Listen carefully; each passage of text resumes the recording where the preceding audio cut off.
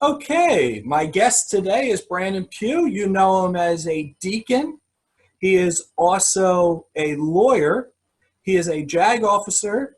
He is and has done stuff with Homeland Security.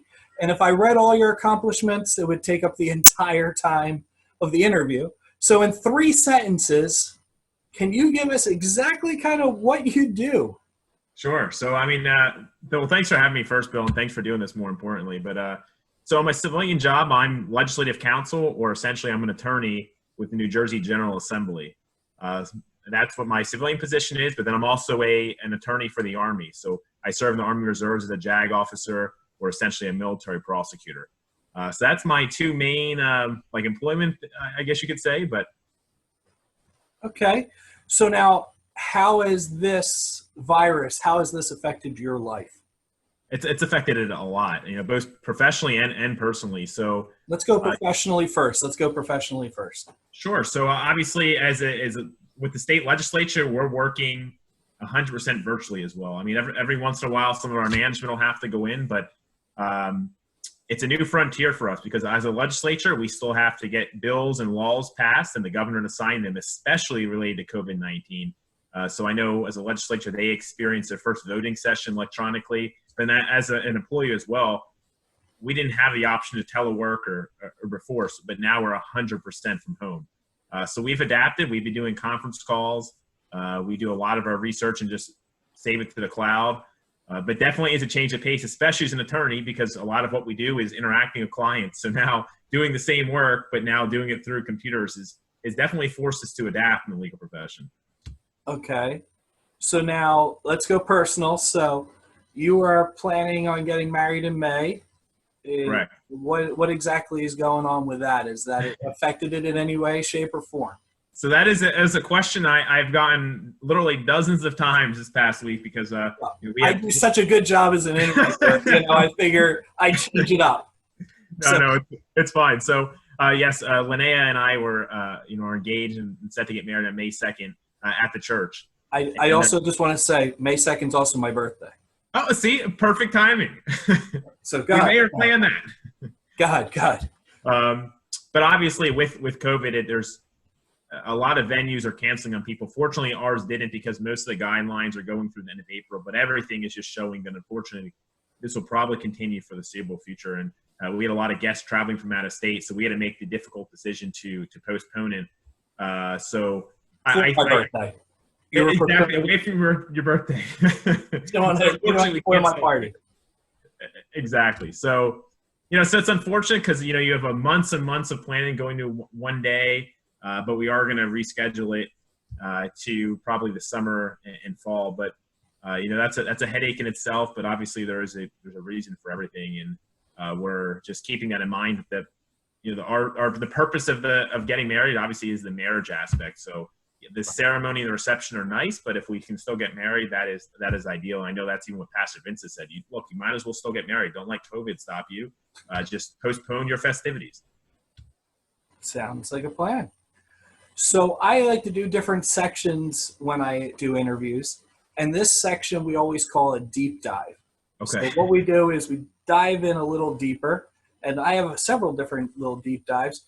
But speaking of deep dives, you enjoy scuba diving. So where is the coolest place you've scuba dove? So I actually, my answer is not as exciting as it sounds. When most people hear that I'm a master diver, they're like, well, you've been diving hundreds of times. You must have been all around the world. But actually, I was an instructor in the Caribbean, and all of my dives are on one island in the Caribbean called Vieques, Puerto Rico. It's off of the main island of Puerto Rico. And so exclusively, all my dives are there, which, it's not Bon Air, which is where a lot of divers say like to go, but you can still see sea turtles. You can still see sharks. And, I did it as a summer job, and it was probably the coolest opportunity, even professionally. I mean, it doesn't tie into being an attorney, but it's pretty neat to go live the island life for 3 months and just scuba dive. You're not obviously making money doing it, but it's really just the fun of being able to go diving. Yeah, well, I've seen Jaws, so I just couldn't do it. You're way more of a man than I am. I got to be honest. No, I'd be lying if I said I wasn't afraid of sharks. To this day, even But with all the you've dives. seen them while you've been under there. So, like, how close? I mean, are they coming up to you? Fortunately, they haven't come up to me. I mean, I've been within maybe a couple hundred feet, which obviously, considering how fast they can swim, is nothing. Yeah, right. But everybody you're taking diving, it's their first time. Like, well, we want to see sharks. Bring us close to sharks. And whereas I'm the opposite, saying, oh, you don't actually want to see them. Let's go see the nice sea turtles over here. Right. But Okay.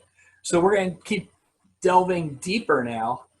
And so you're an elegant speaker. You've done all kinds of speeches, and of course, as an attorney. But you didn't speak until you were 5. Is this correct? You've done a lot of research. I'm impressed.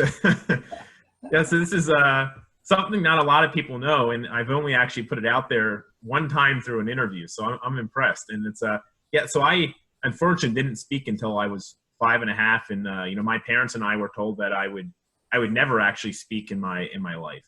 So they were, and in addition to that, I actually had a lot of cognitive issues. So like when I was 5, I had a comprehension level of an 18-month-old.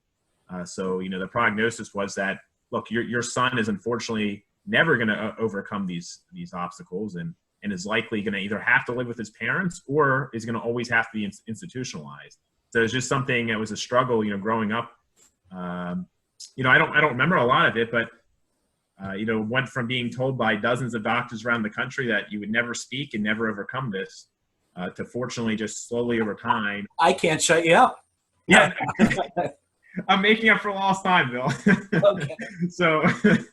So when you did speak, was it like a waterfall? Did it all just come pouring out, or was it slow and it built? Yeah, on the speech side, it really was fast. On the more of like the intellectual side, if you will, it was slow. I went from being a one-on-one with a teacher to going into small groups, then going to special classes for children with learning disabilities, to then going to a regular class. So that was more of a progression. But on the speaking side, it was more instant. And I, in line with liking to eat, I think the first thing was asking for food. Okay. So, well, you have made up for all that lost time. I mean, the accomplishments that you've had, I mean, it's amazing. Like, just to think that way and to see, I mean, it gives so many people hope, and it's incredible because. No, I appreciate it, and it's. I'm actually deteriorating. I'm going back to the 5-year-old. No. I started out pretty good. I'm on a path now. It's like I'm almost like I'm backwards. I'm no. Button. Yeah, it's it's something, and I always try to put in perspective and try to remember. It's easy sometimes to get caught up in professional success and say, oh, I did this, but it ultimately does connect back to even my testimony. But then it is a constant reminder saying, look, remember what you came from. Like, you didn't always have a doctorate degree. You started out in hopes that maybe you never even graduate high school. So it is something that I try to keep it in perspective and try to always remember. Yeah. So let's go with more of your accomplishments. So you can also fly a plane. You're a pilot as well. Now, you haven't flown like commercial like Todd Hyland, but no. You do those little like puddle jumpers, or what do you do? Yeah, so I definitely not what Todd does or even what Linnea does.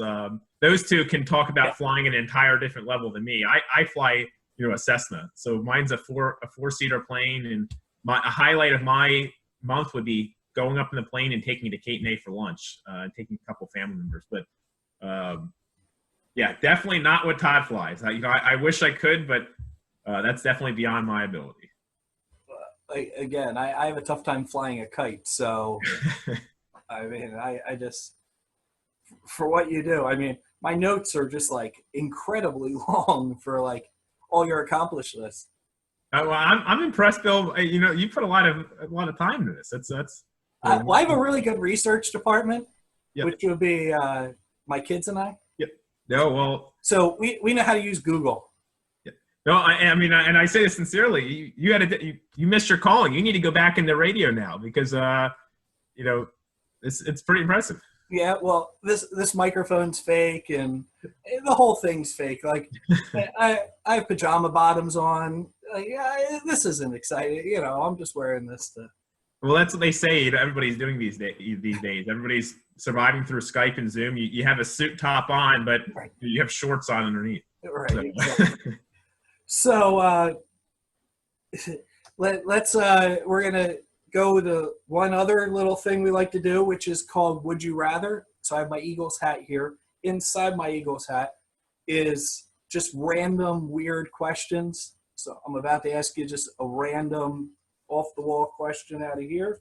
So your question would be, would you rather be 4'2" or would you rather be 7'9"? Ooh, that's a tough question. I think I'd rather be probably 4'2", as hard as that could be. My brother-in-law's 6'9", I believe. So even just seeing the struggles he has at 6'9", I can't even imagine being over 7 foot. But then you would also be able to dunk a basketball, but you might be able to do that too. I don't know. No, that is tempting though. That's something I didn't think about. Yeah, you make a lot of money in the NBA. You're not kidding. I mean, that is definitely one perk of it. But I think about the struggles that you would have being over 7 foot tall. I mean, you definitely wouldn't fit into my plane. No. That's for sure. No. But no. So okay, we're totally changing gears here. Let's go. So you've been a deacon now for how many years? Have you been a deacon? About 3 years now. Okay. Who is someone of faith that inspires you?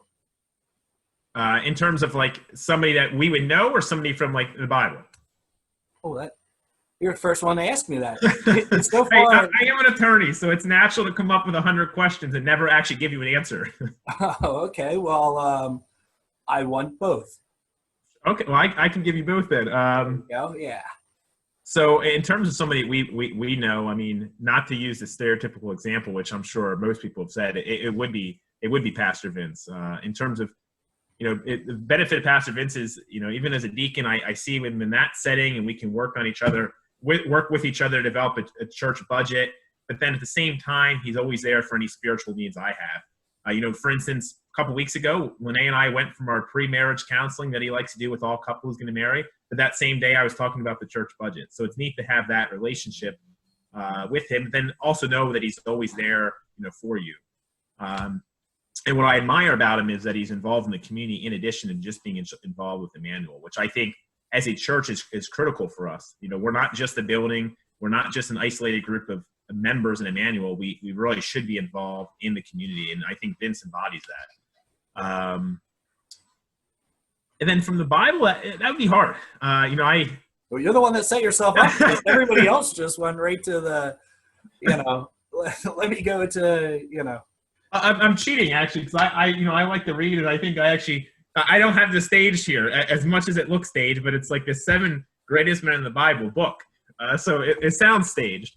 But I'd say from the Bible that it'd be a toss up between a few, but something I'd probably point to if I had to from the day would be Job, just because of the number of times he was tempted, and the number of struggles he went through. And how successful he was before all of them, and considering how much he lost. And through all of that, he never caved into the devil's demands and never forsake God, which was remarkable. And I think there's very few Christians that could do that. I'd like to think myself that I could even withstand a fraction of what he did, but it's pretty incredible. Yeah, absolutely. I've relied on reading Job quite a lot. Okay, as we're wrapping up, what's something that we can pray for you for? I'd say really what we touched on earlier is the wedding. I mean, we had a lot in the loop, and Linnеa's family's from Nebraska, so even simple things. We plan to fly out to Nebraska and have a second reception there, then contacting everybody. So I'd ask for definitely a prayer request as we go through that. And then also just in COVID-19 in general. I mean, I'm very fortunate that, I still have employment with the state. But I just know there's so many friends and family that are in their jobs that, especially in the food and the retail industry that are struggling. So I continue to pray for them because I can't even imagine. And then lastly, the floor is yours. What would you like to tell the people of Immanuel? No, I just like to tell everybody there. I mean, it seems like as a church, we're not physically with each other, but we are still a church body. So I'd encourage people to still to look for Vince's messages, participate in the Sunday Bible studies, and still just to know they can reach out to us as individual deacons, the board as a whole, to their pastors. We are there. Yes, we're not physically together, but the church is going to continue, and we cannot wait until we're back and see each other in person. In the meantime, Zoom, Facebook Live, that's probably the new normal just for the immediate future, but it's not going to hurt our resolve as a church. Absolutely. Well, thanks for joining us, man. I really appreciate it. It was great having you on, and we will see you around. Well, thanks, Bill. Thanks for doing this. Can't wait. Okay. Thanks, buddy. Take care. See ya.